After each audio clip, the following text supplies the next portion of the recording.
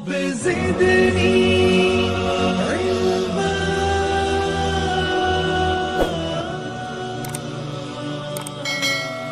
أعوذ بالله من الشيطان الرجيم. بسم الله الرحمن الرحيم. السلام عليكم ورحمة الله. بسم الله الرحمن الرحيم. الحمد لله رب العالمين. اللهم صل على سيدنا محمد وعلى آله وصحبه أجمعين. സ്നേഹമുള്ള വിദ്യാർത്ഥിനികളെ, നമുക്ക് 9ാം ക്ലാസ്സിലെ ഫിഖ്ഹ് ശാഫിഈയുടെ രണ്ടാമത്തെ പാഠമാണ് പഠിക്കാനുള്ളത്. നിങ്ങൾ 1ാമത്തെ പാഠം കേട്ടിരുന്നു. നിങ്ങൾ കാര്യങ്ങൾ മനസ്സിലാക്കി കാണുമെന്ന് വിശ്വസിക്കുന്നു. എല്ലാവർക്കും 1ാമത്തെ പാഠം മനസ്സിലായല്ലോ? അതറിഞ്ഞാൽ മതി. അൽഹംദുലില്ലാഹ്. മനസ്സിലാകാത്തവർക്ക് സംശയങ്ങൾ ചോദിക്കാം. നമുക്ക് 1ാമത്തെ പാഠത്തിലൂടെ നമ്മൾ പഠിച്ചതും നമ്മൾ പരിചയപ്പെട്ടതും ഇസ്ലാമിക കർമ്മശാസ്ത്രത്തിൻ്റെ വ്യാപാരവുമായി ബന്ധപ്പെട്ടുകൊണ്ടുള്ള ആ ഒരു അടിസ്ഥാനമായ ചർച്ചയാണ്. വ്യാപാരത്തിൻ്റെ പ്രധാനപ്പെട്ട ഘടകങ്ങളാണ് ഇനി നമുക്ക് പഠിക്കാനുള്ളത്. നിങ്ങൾക്ക് പലർക്കും ടെസ്റ്റുകൾ കാണില്ല എന്നുള്ളത് അറിയാം. അതുകൊണ്ട് തന്നെ കഴിഞ്ഞ 9ാം ക്ലാസ്സിൻ്റെ ടെസ്റ്റിന് മാറ്റമില്ല, ആ ടെസ്റ്റ് തന്നെയാണ്. എങ്കിലും നിങ്ങളാരും തൽക്കാലം ടെസ്റ്റിലേക്കൊന്നും നോക്കണ്ട. നിങ്ങൾക്ക് ഇവിടെ കാണുന്ന ഈ ബോർഡിൽ നിങ്ങളുടെ പാഠത്തിനകത്തുള്ള അറബിക് ടെസ്റ്റുകൾ അതുപോലെ തന്നെ തന്നെയാണ് പഠിപ്പിക്കാൻ ആഗ്രഹിക്കുന്നത്. അപ്പോൾ 1ാമത്തെ പാഠത്തിൽ നിന്നും നമ്മൾ പഠിച്ചത് എന്താണ് എന്നുള്ളത്, നമ്മൾ ബൈഅിനെ പറ്റി, കച്ചവടത്തെ പറ്റിയാണ് പഠിച്ചത്. ഉത്കൃഷ്ടമായ തൊഴിലുകളുടെ കൂട്ടത്തിൽപ്പെട്ട ഒന്നാണ് കച്ചവടം എന്ന് പറയുന്നത്. ഇനി നമുക്ക് 2ാമത്തെ പാഠത്തിൽ പഠിക്കാനുള്ളത് നിങ്ങൾക്ക് ഇവിടെ ബോർഡിൽ കാണാൻ കഴിയും. രണ്ടാമത്തെ പാഠം അർക്കാനുൽ ബൈഅ എന്നാണ്. ബൈഅിന്റെ അനിവാര്യമായ ഘടകങ്ങൾ, കച്ചവടത്തിന്റെ അനിവാര്യമായ ഘടകങ്ങൾ. നിങ്ങൾക്കറിയാം, ഒരു കച്ചവടം, നമ്മൾ പലപ്പോഴും കടകളിൽ പോയി നമ്മുടെ വീട്ടാവശ്യങ്ങൾക്കുള്ള സാധനങ്ങൾ വാങ്ങുന്നവരാണ്. ചെറുതും വലുതുമായ പല കടകളിലും മാർക്കറ്റുകളിലും പോയി പരിചയമുള്ളവരാണ്, സാധനങ്ങൾ വാങ്ങിയിട്ടുള്ളവരാണ്. സാധാരണ നമ്മളൊരു കച്ചവടവുമായിട്ട് ബന്ധപ്പെട്ടുള്ള സാധനം വാങ്ങാൻ പോകുമ്പോൾ നമ്മൾ എന്തൊക്കെയാണ് പരിചയപ്പെട്ടിട്ടുള്ളത്? അറിയാമോ? അറിയോ? നമ്മൾ വാങ്ങേണ്ടുന്ന സാധനം എന്താണ്, അതിന്റെ ലിസ്റ്റ് നമ്മൾ തയ്യാറാക്കും. ആ ലിസ്റ്റുമായി നമ്മൾ പോകാൻ ആഗ്രഹിക്കുന്ന കടയിലേക്ക് നമ്മൾ പോകും. ആ കടയിലെ കച്ചവടക്കാരനോട് നമ്മൾ ആ സാധനത്തിന്റെ ലിസ്റ്റ് കൊടുത്ത് ആ സാധനം നമ്മൾ വാങ്ങും.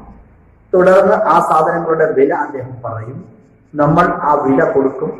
ആ സാധനമായിട്ട് തിരിച്ച് നമ്മൾ നമ്മുടെ വീട്ടിലേക്ക് മടങ്ങി വരുന്നു. ഇതാണല്ലോ നമ്മൾ സാധാരണ വ്യാപാരവുമായി ബന്ധപ്പെട്ട് കണ്ടുവരുന്നത്. ഇത് നമ്മൾ കണ്ടുവരുന്ന വ്യാപാര രീതിയാണെങ്കിൽ എല്ലാ വിഷയത്തിലും കൃത്യമായ ഒരു കാഴ്ചപ്പാട് ഇസ്ലാമിലുണ്ട് എന്നുള്ളത് നിങ്ങൾക്ക് ഏവർക്കും അറിയാമല്ലോ. നിങ്ങൾ മദ്രസയുടെ 1 മുതൽ 8ാം ക്ലാസ് വരെ പഠിച്ചപ്പോൾ നിങ്ങൾക്കത് ബോധ്യമാണ്. ഇസ്ലാം സ്പർശിക്കാത്ത ഒരു വിഷയവും മനുഷ്യ ജീവിതത്തിൽ ഇല്ല. ഏതൊട്ട് ഇസഡ് വരെയുള്ള എല്ലാ മേഖലയിലും ഇസ്ലാം കടന്നുപോയിട്ടുണ്ട്. വ്യാപാര രംഗത്തും ഇസ്ലാമിന് കൃത്യമായ ഒരു കാഴ്ചപ്പാടുണ്ട്.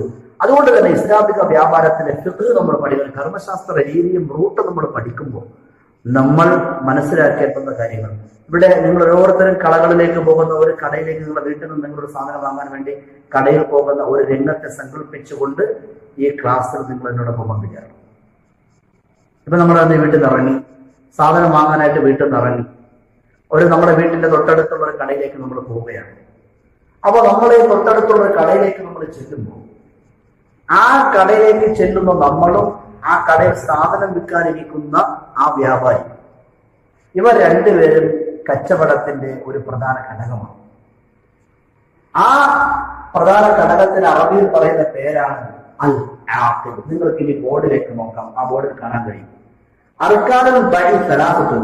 ഇസ്ലാമിക കച്ചവടത്തിന്റെ ഫിഖ് പറയുന്നത് അതിന് 3 ഘടകങ്ങളുണ്ട് എന്നുള്ളതാണ്. അതിൽ 1ാമത്തെ ഘടകം എന്ന് പറയുന്നത് അൽ ആഖിദ്. ഈ ആഖിദ് എന്നതാണ് നിങ്ങളിപ്പോൾ ഇവിടെ ഈ ബോർഡിൽ കണ്ടുകൊണ്ടിരിക്കുന്നത്. ആഖിദ് എന്ന വാക്കിന്റെ മീൻ ഇടപാടുകാരനാണ്. ഇവിടെ സാധനം മേടിക്കാൻ പോയ നിങ്ങളും ആ സാധനം നിങ്ങൾക്ക് തരുന്ന വ്യാപാരി, ഇവർ രണ്ടുപേരുമാണ് ആഖിദ്. ഇനി രണ്ടാമത്തെ കച്ചവടത്തിന്റെ ഘടകമാണ് നിങ്ങൾക്ക് ഈ ബോർഡിൽ ഇപ്പൊ കാണുന്നത് അൽ മഅഖൂദ് അലൈഹി. മഅഖൂദ് അലൈഹി എന്ന് പറഞ്ഞാൽ നിങ്ങൾ സാധനം വാങ്ങാൻ വേണ്ടി കരുതിക്കൊണ്ട് പോകുന്ന സാധനത്തിന്റെ വിലയാകുന്ന പൈസ. അതുപോലെ നിങ്ങൾ ആ കടയിൽ നിന്ന് വാങ്ങുന്ന സാധനം ഉണ്ടല്ലോ, ആ സാധനം, ഇതിന് രണ്ടിനുമാണ് മഅഖൂദ് അലൈഹി എന്ന് പറയുന്നത്. ഈ പറഞ്ഞ രണ്ട് കാര്യങ്ങൾക്ക് പരിചയമുണ്ട്. എന്നാൽ നിങ്ങൾക്ക് പരിചയമില്ലാത്തതും നമ്മുടെ നാട്ടിൽ അങ്ങനെ കണ്ടുവന്നിട്ടില്ലാത്തതും എന്നാൽ ഇസ്ലാം വളരെ ഗൗരവത്തിൽ പരിചയപ്പെടുത്തുന്നതുമായ മൂന്നാമത്തെ ഒരു കാര്യമാണ് അസ്സീറ. മൂന്നാമത്തെ ഒരു പോയിന്റ് സീറ എന്ന് പറഞ്ഞാൽ, നിങ്ങളെ ആക്കല് സീറയെ കേട്ടിട്ടുണ്ട്. 8ാം ക്ലാസ്സിലെ ഫിഖ്ഹിലെ നിക്കാഹിനെ പറ്റി പഠിച്ചിട്ടില്ലേ? മറന്നുപോയോ? ആര് പഠിച്ച പല വിഷയങ്ങളും മറന്നുപോയാലും വിവാഹത്തെ പറ്റി പഠിച്ചൊന്നും ആരും മറക്കാറില്ല. നിക്കാഹിനെ പറ്റി പഠിച്ചെടുത്ത് നിങ്ങൾ കേട്ടിട്ടുണ്ടാകും ആക്കിദ്, സീറ എന്നൊക്കെ. അവിടെ നിക്കാഹുമായിട്ട് ബന്ധപ്പെട്ടുകൊണ്ട് ആക്കിദ് പറയുമ്പോൾ വരനും പെൺകുട്ടിയുടെ പിതാവ് രക്ഷകർത്താവുമാണ് ആക്കിദായിട്ട് വരുന്നത്. വ്യാപാരത്തിൽ പറയുമ്പോൾ ആരാധന മനസ്സിലായല്ലോ. ഇനി സീറ എന്ന് പറയുന്നത് വിവാഹത്തിൽ പറയുന്ന സീറ, നിക്കാഹിന്റെ വിവാഹം നടത്തി കൊടുക്കുന്നതിന് അനിവാര്യമായ വേടുകളാണ്. ഇവിടെ വ്യാപാരത്തിൽ നിങ്ങൾക്ക് ബോർഡിലേക്ക് നോക്കാം, കാണാൻ കഴിയും. ഈ വ്യാപാരത്തിൽ മൂന്നാമത്തെ ഘടകമാണ് സീറ. സീറ എന്ന് പറഞ്ഞാൽ വ്യാപാര ഉടമ്പടി നടത്തുന്നതിനുള്ള വാതിൽ. ഇതിനാണ് സീറ എന്ന് പറയുന്നത്. നിങ്ങൾക്ക് നിങ്ങളെ ടെസ്റ്റിന്റെ ആദ്യത്തെ പാരഗ്രാഫിൽ തന്നെ അത് മൂന്നും അവിടെ ചുരുക്കി പറഞ്ഞിട്ടുണ്ട്. തുടർന്നുള്ള സ്ഥലങ്ങളിൽ അതിന്റെ വിശദീകരണങ്ങൾ കാണാൻ കഴിയും. ഇൻഷാ അല്ലാഹ് അതിൽ നമുക്ക് ആ ആഖിദിനെ പറ്റി പറഞ്ഞതിലേക്ക് നമുക്ക് പോകാം. ആഖിദ് ആരാണ് ടെസ്റ്റിൽ പറയുന്നത് കൂടെ നോക്കാം. ആഖിദ് ആഖിദ് എന്ന് പറഞ്ഞാൽ സാധനം വിൽക്കുന്നയാളും സാധനം വാങ്ങുന്നയാളും. നമ്മൾ നേരത്തെ പറഞ്ഞു കഴിഞ്ഞതാണ്. ഒരു വിശദീകരണം തന്ന ആത്മമായി, അതുകൊണ്ട് കാര്യങ്ങൾ പോയി. അപ്പോ സാധനം വാങ്ങുകയും സാധനം വിൽക്കുകയും വാങ്ങുകയും ചെയ്യുന്ന ഈ രണ്ടുപേരാണ് ആഖിദ് കൊണ്ടുള്ള ഉദ്ദേശം. എന്നാലേ ഈ ആഖിദ് എന്ന് പറയുന്നത് നമ്മൾ പല സാധനം വാങ്ങാൻ പോകാറുണ്ട്. കൊച്ചുകുട്ടികൾ പോകാറുണ്ട്. നിങ്ങളിപ്പോഴും സാധനം വാങ്ങാൻ പോകാറില്ലേ? നിങ്ങൾ വർഷങ്ങൾക്ക് മുമ്പ് മദ്രസയിലോ 2ാം ക്ലാസ്സിലും 3ാം ക്ലാസ്സിലും 5ാം ക്ലാസ്സിലൊക്കെ പഠിച്ചപ്പോൾ സാധനം വാങ്ങാൻ പോകാറുണ്ടായിരുന്നല്ലോ. ഇത് ഇസ്ലാം പറയുന്ന ആ സാധനം വാങ്ങാൻ പോകുന്ന സാധനം കച്ചവടം ചെയ്യുന്ന ആളിന്റെ നിബന്ധന നിങ്ങൾക്ക് ഈ ബോർഡിലേക്ക് നോക്കിയാൽ കാണാൻ കഴിയും. അവിടെ പറയുന്നത് ഒന്നാമത്തെ നിബന്ധന എന്ന് പറയുന്നത് ഇത് ഇസ്ലാം പരിചയപ്പെടുത്തുന്ന വ്യാപാരിയുടെയും സാധനം വാങ്ങാൻ പോകുന്നതുമായ വ്യക്തിയുടെ ഒന്നാമത്തെ നിബന്ധനയാണ്. നിങ്ങൾക്ക് ബോർഡിലേക്ക് നോക്കിയാൽ അതുപോലെ കാര്യം മനസ്സിലാക്കാൻ പറ്റും. അവിടെ ഉള്ളത് അയ്യക്കൂല ബാലികൻ നാഫില. ഈ സാധനം വാങ്ങാൻ പോകുന്ന ആളാകട്ടെ സാധനം വിൽക്കാതിരിക്കുന്ന വ്യാപാരിയാകട്ടെ, ഇവർ രണ്ടുപേരും അഥവാ ആഖിദ് എന്ന പേരിൽ അറിയപ്പെടുന്ന ഈ രണ്ടുപേരും പ്രായപൂർത്തി എത്തിയവരായിരിക്കണം. അതുപോലെ തന്നെ ബുദ്ധിസ്ഥിരതയുള്ളവരായിരിക്കണം. ബുദ്ധിസ്ഥിരതയുള്ളവരായിരിക്കണം.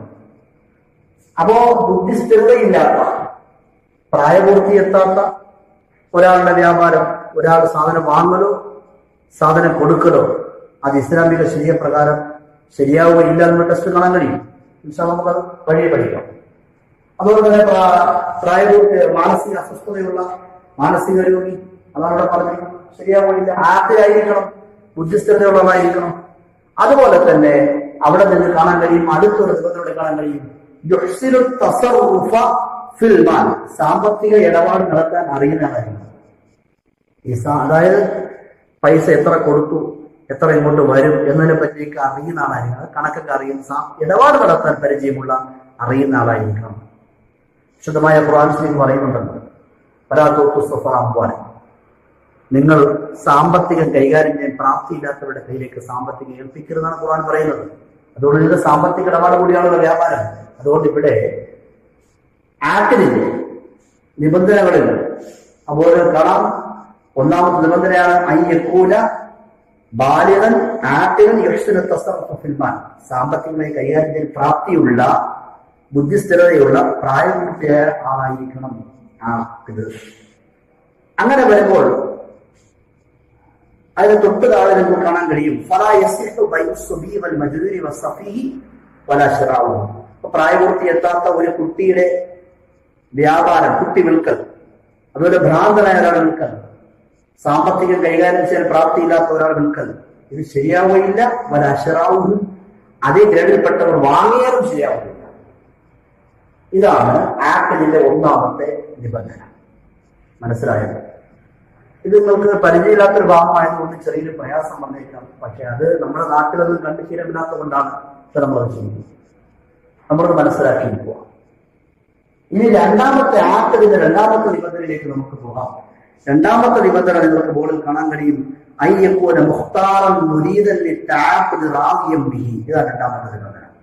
അതായത് രണ്ടാമത്തെ നിബന്ധന, വ്യാപാരം ചെയ്യുന്നയാളും സാധനം വാങ്ങാൻ പോകുന്നയാളും ഇവർ രണ്ടുപേരുമാണല്ലോ ആക്ട്. ഈ രണ്ടുപേരും ആരായിരിക്കണം? അയ്യപ്പൂന മുഖ്താർ. ആ രണ്ടുപേർക്കും സ്വയഷ്ടം പ്രവർത്തിക്കാൻ സ്വാതന്ത്ര്യമുള്ളവരായിരിക്കണം. അതായത് വ്യാപാരം ഏത് സാധനം വാങ്ങണമെന്ന് മുരീദല്ലിട്ട് ആപ്പിൽ ഇപ്പോ ഇടപാട് നടത്തുമ്പോൾ ഇന്ന സാധനം വാങ്ങണം, അല്ലെങ്കിൽ ആ ഇന്ന സാധനമാണ് വാങ്ങേണ്ടത് എന്ന ഉദ്ദേശത്തോടു കൂടി പോയി വാങ്ങാൻ കഴിയുന്ന അതിന് തൃപ്തിയുള്ള ആളായിരിക്കണം.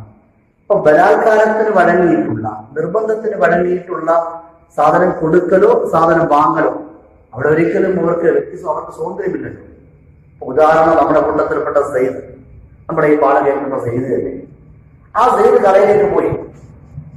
സെയ്ദിനെ കടയിലേക്ക് ഒരാളെ പറഞ്ഞു വിട്ടിട്ട് ഇന്ന സാധനം വാങ്ങിക്കൊണ്ട് പറഞ്ഞ വാങ്ങിക്കൊണ്ട് വന്നില്ല എങ്കിൽ നിന്നെ മർദ്ദിക്കുമെന്നോ ഉപദ്രവിക്കുമെന്നോ സെയ്ദിനോട് പറഞ്ഞു. സെയ്ദ് എന്ത് ചെയ്യും? സെയ്ദ് ബലാത്കാരത്തിന് വഴങ്ങിയിട്ടാണോ സെയ്ദിന്റെ പൈസയ്ക്ക് വാങ്ങേണ്ടത്? അപ്പൊ ആ ബലാത്കാരത്തിന് വഴങ്ങിയിട്ട് സെയ്ദ് സാധനം വാങ്ങി. യഥാർത്ഥത്തിൽ സെയ്ദ് ഉദ്ദേശിക്കുന്ന സാധനമായിരിക്കില്ല വാങ്ങേണ്ടത്. സെയ്ദിന് തൃപ്തി ഉണ്ടാവും, പക്ഷെ വാങ്ങിക്കാതെ സെയ്ദിന്റെ ജീവന് ഭീഷണിയാണ്, മർദ്ദിക്കപ്പെടും. അതുകൊണ്ട് വാങ്ങുന്നു, പറ്റൂല. അതേപോലെ വ്യാപാരി, നമ്മുടെ നാട്ടിൽ കച്ചവടം നടത്തുന്ന ഒരു മാമയെ നമുക്ക് പരിചയപ്പെടാം. ആ മാമാക്ക് നമുക്ക് ജമാലുദ്ദീൻ എന്ന് പേര് കൊടുക്കാം. ഇപ്പൊ ജമാലുദ്ദീൻ എന്ന് പേരുള്ള ഒരു വ്യക്തിയുടെ കടയിൽ ഒരാൾ വന്നിട്ട് പറയുന്നു, എടാ സാധനം ഇന്ന സാധനം വെട്ടാറുണ്ട്. ജമാലുദ്ദീൻ എന്ന ആളിന് ആ സാധനം കൊടുക്കാൻ താല്പര്യം ഉണ്ടാവില്ല.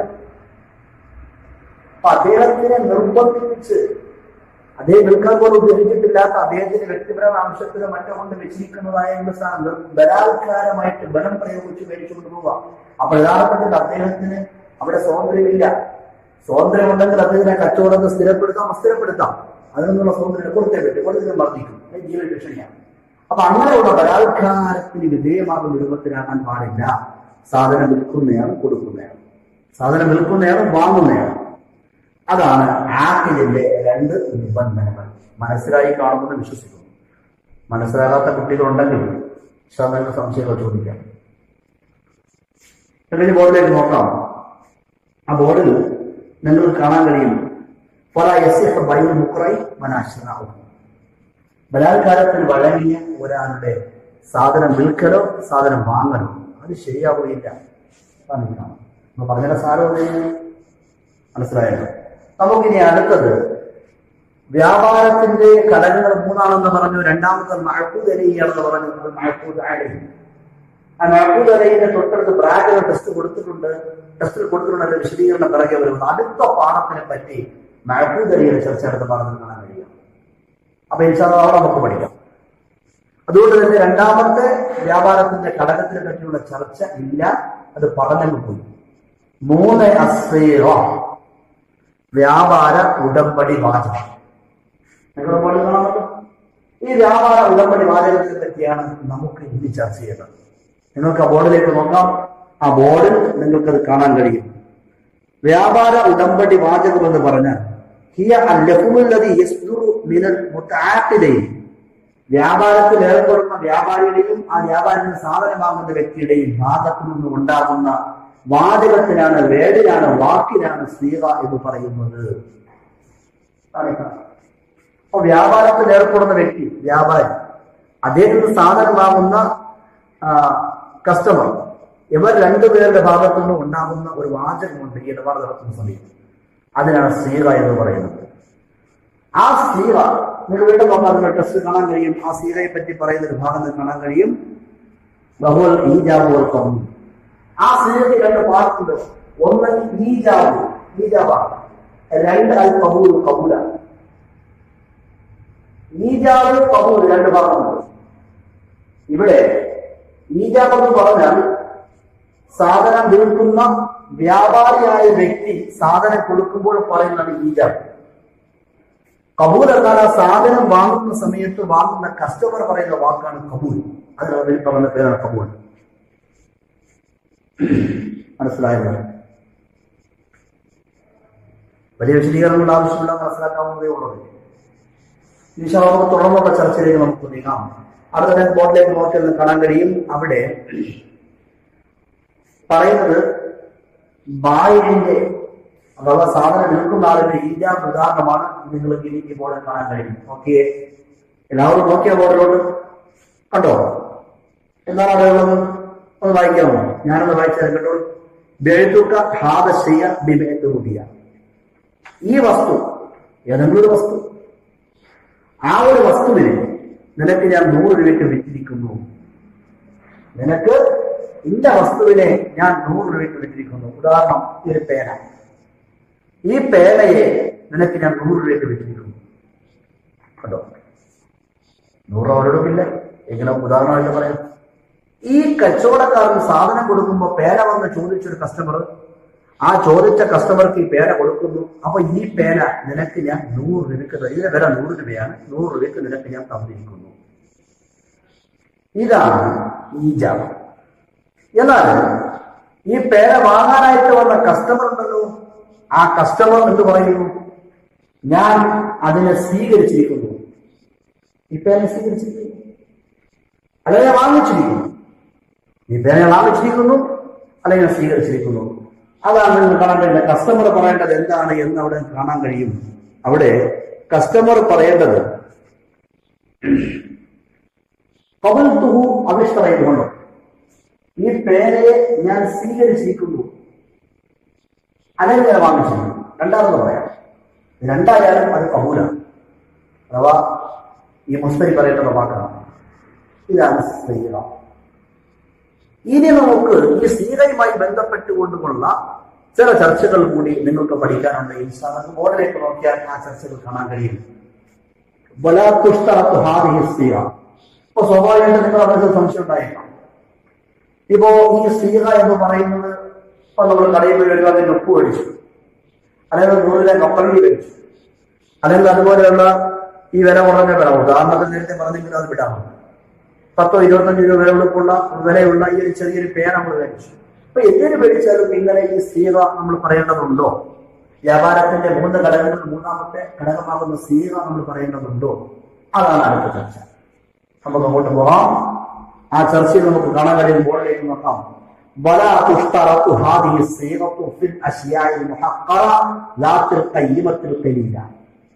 കുറഞ്ഞ, വളരെ നിസ്സാരമായ വില കുറഞ്ഞ സാധനങ്ങൾ വാങ്ങുമ്പോഴൊന്നും കൊടുക്കുന്നയാള് ഈജാബും വാങ്ങുന്ന ആൾ കബൂലിന്റെയും ആചാരങ്ങൾ പറയണമെന്നുള്ളത് നിബന്ധനയില്ല. അഥവാ അങ്ങനെ ഉണ്ടായില്ല എങ്കിലും ഇസ്ലാമിന്റെ ദൃഷ്ടിയിൽ ആ കച്ചവടം ശരിയാകും. നമുക്ക് ഈ പേന എടുക്കാം. ഈ പേനയുടെ 20 രൂപയാണ്. ഇത് തരുമ്പോൾ ഞാൻ എന്ത് തന്നിരിക്കുന്നൊന്നും വേടിച്ചാൽ ഞാൻ സ്വീകരിച്ചിരിക്കുന്നു വേടിച്ചിരിക്കുന്നു പറയേണ്ട ആവശ്യമൊന്നുമില്ല. പറഞ്ഞില്ലെങ്കിലും ശരിയാണ്. എന്നാൽ ഇത് ഞാൻ കാണാൻ കഴിയും. ആ ബോർഡിൽ നോക്കിയേ, ഈ ബോർഡിൽ കാണാൻ കഴിയും.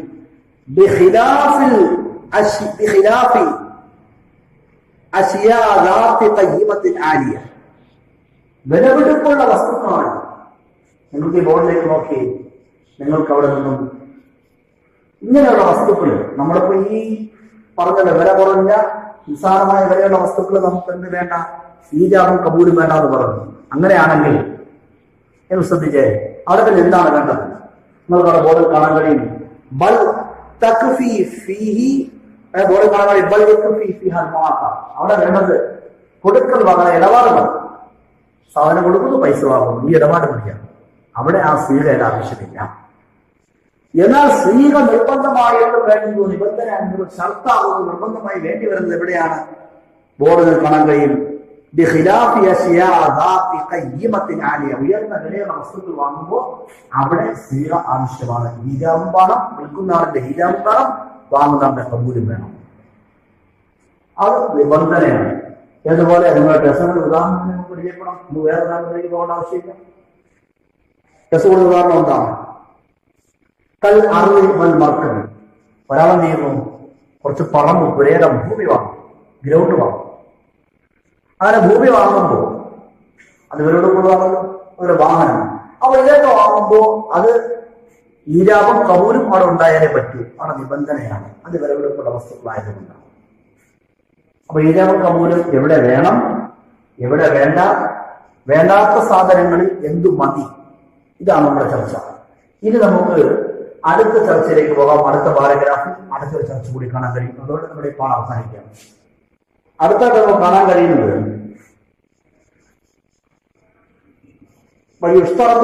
ആണല്ലോ. ബോർഡിലേക്ക് നോക്കി സീറ നമ്മുടെ വ്യാപാരത്തിനുള്ള ഈജാബും കബൂലും ചേർന്നുള്ള ഈ പദം പറയുന്നതിൽ ഷർത്താകുന്ന ചില കാര്യങ്ങളുണ്ട്. പറയേണ്ടത് പറയണം, പറയുമ്പോൾ ശ്രദ്ധിക്കേണ്ടുന്ന കാര്യം, പറയേണ്ട കാര്യങ്ങൾ പറയണം, അത് പറയുമ്പോൾ ശ്രദ്ധിക്കേണ്ടുന്ന കാര്യങ്ങൾ നമ്മൾ പറയാൻ പോകുന്നു. അതായത് നമുക്ക് ബോർഡിലേക്ക് നോക്കാം. അവിടെ കാണാൻ കഴിയും. അവിടെ വേണ്ടത് അല്ലായത്ത ബൈനൽ ഈജാബി വൽ ഖബൂലി ഫസ്ലുൻ തുബീൻ വലാ കലാമൻ അജ്നബിയ്യൻ ലാ തഅല്ലുഖ ലഹു ബിൽ ബൈഇ. വ്യാപാരവുമായിട്ട് യാതൊരു ബന്ധവുമില്ലാത്ത വർത്തമാനങ്ങളോ അല്ലെങ്കിൽ ഈജാബിന്റെയും കബൂലിന്റെയും ഇടയിലുള്ള ദൈർഘ്യമേറിയ ഇടവേളകളോ ഉണ്ടാകാൻ പാടില്ല. അപ്പൊ വ്യാപാരവുമായിട്ട് യാതൊരു ബന്ധവുമില്ലാത്ത ഒരു വർത്തമാനം, ഈജാബ്, അതായത് കച്ചവടം സാധനം കൊടുക്കുന്ന ആൾ സാധനം കൊടുക്കും, ഞാൻ ഈ സാധനം നിനക്ക് എത്ര രൂപ തന്നിരിക്കുന്നു എന്ന് പറഞ്ഞ് കൊടുക്കും. അത് വാങ്ങുന്ന ആള് ആ സാധനമായിട്ടോ അതിന്റെ വിലയുമായിട്ടോ അതുമായിട്ട് യാതൊരു ബന്ധവുമില്ലാത്ത അന്യവർത്തമാനങ്ങൾ പറഞ്ഞ സമയം പോയി. എന്നാൽ അതൊക്കെ കഴിഞ്ഞിട്ട് പിന്നെ അയാൾ ഞാൻ വാങ്ങിച്ചിരിക്കുന്നു എന്നോ ഞാൻ സ്വീകരിക്കുന്നു പറഞ്ഞാൽ അത് ശരിയാവുകയില്ല, ഉടനെ തന്നെ ഉണ്ടാകുന്നത്. അതുപോലെ തന്നെ ഇതൊന്നും പറഞ്ഞില്ല, കുറെ സമയം ഉണ്ടാതിരുന്നു. എന്നിട്ടാണ് അയാൾ എന്ത് ചെയ്തു, ആ വാങ്ങിക്കുന്ന ആള് കസ്റ്റമർ ഞാൻ വാങ്ങിച്ചിരിക്കുന്നു സ്വീകരിക്കുന്നു പറഞ്ഞത്, അത് ശരിയാവുകയില്ല. ചുരുക്കത്തിൽ ഈജാബ് കബൂലിന്റെ ഇടയിലുള്ള സമയദൈർഘ്യം അത് ഉചിതമല്ല. ഈജാബ് പറഞ്ഞാൽ ഉടനെ കൊടുക്കുന്ന ആള് സാധനം തന്നിരിക്കുന്നു, ഇത്ര തന്നിരിക്കുന്നു പറഞ്ഞാൽ ഉടനെ തന്നെ എന്തു ചെയ്യണം, വാങ്ങിക്കുന്ന ആള് ഞാനതിനെ സ്വീകരിച്ചിരിക്കുന്നവരെ വാങ്ങിച്ചിരിക്കുന്നു എന്ന് പറയണം. ആ കൊടുക്കുന്ന സാധനമായിട്ട് ബന്ധപ്പെട്ടുകൊണ്ടുള്ള ചർച്ചകളിലാണ് എന്തെങ്കിലും സംശയങ്ങൾ ചോദിക്കുകയോ അറിയാനായിട്ട് എന്തെങ്കിലും ചോദിക്കുകയോ ചെയ്തു. അങ്ങനെയുള്ള സമയദൈർഘ്യം വന്നാലും അത് പ്രശ്നമില്ല. അങ്ങനെ അല്ലാത്ത വർത്തമാനങ്ങൾ പാടില്ല എന്നാണ് നമ്മൾ ഇവിടെ ഇപ്പൊ പറഞ്ഞിരിക്കുന്നത്. മനസ്സിലായോ? ഇനി അവിടെ അടുത്തൊരു കാര്യം കൂടിയുണ്ട്. അതായത് ബോർഡിലേക്ക് നോക്കാം. ആ ഒരു കാര്യം അതൊന്നും താഴ്ന്നൊക്കെ ശരത്തിൽ ഒരു ഉപാധി ഇരിക്കാൻ പാടില്ല. അതാണ് രണ്ടാമത്തെ പറഞ്ഞത്. എന്താണ് ഉപാധി? ബോർഡിലേക്ക് നോക്കാം. ബോർഡിൽ കാണാൻ കഴിയും ഉപാധി. എന്റെ പിതാവ് ഹജ്ജ് കഴിഞ്ഞിട്ട് മടങ്ങി വന്നാൽ നിനക്ക് ഞാൻ കാറ് വെച്ചിരിക്കുന്നു എന്നൊരു ഉപാധി. അങ്ങനെ ഒരു ഉപാധിയും ഇവിടെ ചെയ്യാൻ പാടില്ല. ഈജാബ് പറയുന്ന വ്യാപാരിയാകുന്ന ഈ വ്യക്തി വെക്കാൻ പാടില്ല. അല്ലെങ്കിൽ അതിന് സമാനമായ ഉപാധികൾ വെക്കാൻ പാടില്ല. അങ്ങനെ വെച്ചാൽ ആ ഈജാബ് ശരിയാവുകയില്ല. ഈ മൂന്നാമത്തെ നിബന്ധന നിങ്ങൾക്ക് ബോർഡിലേക്ക് നോക്കാം. അല്ല യുവക്കത്തിൽ മഅലൂമിൻ, ഒരു സമയം നിശ്ചയിച്ചുകൊണ്ട് കൊടുക്കാൻ പാടില്ല. ഇത്ര സമയത്തേക്ക് നിലക്ക് ഞാൻ വിറ്റിരിക്കുന്നു എന്ന് പറഞ്ഞു കൊടുക്കാനും പാടില്ല. അവിടെ ഉദാഹരണം ആ ബോർഡ് കാണാൻ കഴിയും. നിങ്ങൾ ടെസ്റ്റ് ഉദാഹരണം നമുക്ക് പറയാം. ഈ കാറ് ഒരു വർഷത്തേക്ക് വിറ്റിരിക്കുന്നു. ഇങ്ങനെ ഒരു സമയം വെച്ചുകൊണ്ട് കൊടുക്കാനും പാടില്ല. അതും ശരിയാവുകയില്ല. എന്നുള്ള സംശയം വരാം. ഈ വിലയിൽ അവധി വെച്ചാലോ? കസ്റ്റമർ പോലെ വ്യാപാരി പറയാണ് നിനക്ക് ഈ സാധനം തന്നിരിക്കുന്നു, ഇത്ര മാസമായിട്ട് പൈസ തന്നാൽ മതി എന്ന് അവധി വെച്ച് കൊടുത്താൽ അതിൽ യാതൊരു കുഴപ്പവുമില്ല. അതാണ് ടെസ്റ്റ് അവസാനമായി പറഞ്ഞത്. നോക്കാം, കാണാൻ കഴിയും. ഇപ്പൊ വിലയിൽ ഒരു അവധി വെച്ചു വ്യാപാരി, അതുകൊണ്ട് കച്ചവടക്കാർ കുഴപ്പമില്ല, കച്ചവടം ചെയ്യണം. അൽഹംദുലില്ലാഹ് നിങ്ങൾക്ക് പാഠം മനസ്സിലായി കാണുമെന്ന് വിശ്വസിക്കുന്നു. സംശയമൊന്നുമില്ലല്ലോ. അല്ലാഹു തആല നമ്മുടെ പാഠങ്ങളെ സ്വീകരിക്കുമാറാകട്ടെ. നമ്മുടെ ഈ ചർച്ചകളെ, ഈ ദർസുകളെ ഈ പാഠങ്ങളെ സ്വീകരിക്കുമാറാകട്ടെ. നമുക്ക് തൽക്കാലം പിരിയാം. നമുക്ക് 3 സ്വലാത്തിന്റെ പിരിയാം. സല്ലല്ലാഹു അലാ മുഹമ്മദ് സല്ലല്ലാഹു അലൈഹി വസല്ലം, സല്ലല്ലാഹു അലാ മുഹമ്മദ് സല്ലല്ലാഹു അലൈഹി വസല്ലം, സല്ലല്ലാഹു അലാ മുഹമ്മദ് യാ റബ്ബി സല്ലി അലൈഹി വസല്ലം. എന്തുകൊണ്ട് സംശയം ഉണ്ടെങ്കിൽ വാട്സപ്പ് വഴി ചോദിക്കട്ടോ. ആയിക്കോട്ടെ, ചോദിക്കും. നമ്മുടെ ഉസ്താമാരെ ചോദിച്ചാൽ മതി. ഉസ്താമാർ നിങ്ങളുടെ സംശയങ്ങൾ പരിഹരിച്ച് വാട്സപ്പ് വഴി ചോദിച്ചാലും മതി. ഓക്കെ, അസ്സലാമു അലൈക്കും.